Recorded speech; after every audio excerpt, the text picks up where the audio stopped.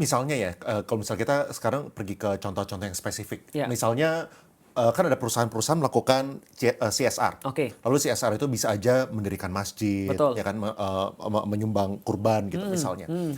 Tapi itu semua didokumentasi. Oke. Dokumentasi, Kelihatan orang. supaya kelihatan semua orang, dan dia melakukan itu soal perhitungan return on investment-nya. Oh, kalau misalnya gua mendirikan ini, ya kan, menyumbang ini, kelihatan sama orang, engagement-nya dapat nih. Ya. Sales-nya bisa naik nih. Nah, apakah itu menjadi perbuatan yang tidak baik gara-gara dia melakukan itu? Lebih tepat lagi tidak dosa. Tidak dosa boleh. Dan dia akan mendapatkan apa yang dia cari.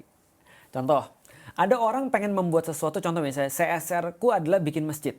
Tapi aku bikin masjid, di dalam hati dia terbersit, kalau aku bikin masjid, nanti terus kemudian exposure-nya naik. Exposure-nya adalah bisa di-convert menjadi sell misalnya, penjualan, atau sales, atau misalnya ya profit yang lain lah misalnya. Nah, maka itu dia dapat itu, dan dia nggak dapat pahalanya.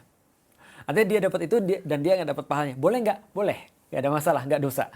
Hanya saja yang menjadi problematika adalah dia nggak dapat pahalanya tadi. Nah, tapi kalau niatnya adalah dapat pahalanya, lalu kemudian dia dapat exposure-nya juga, dan di-convert juga bisa jadi sales misalnya, atau bisa jadi benefit, maka dia dapat dua-duanya. Enak kan?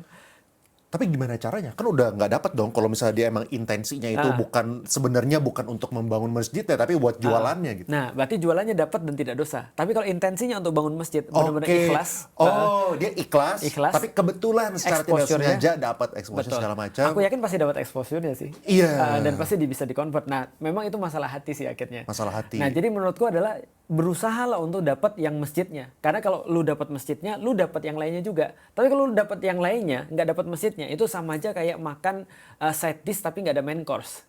Kalau kita makan main course, kita dapat side dish. Tapi kalau kita makan side dish-nya doang nggak dapat main course, ngapain?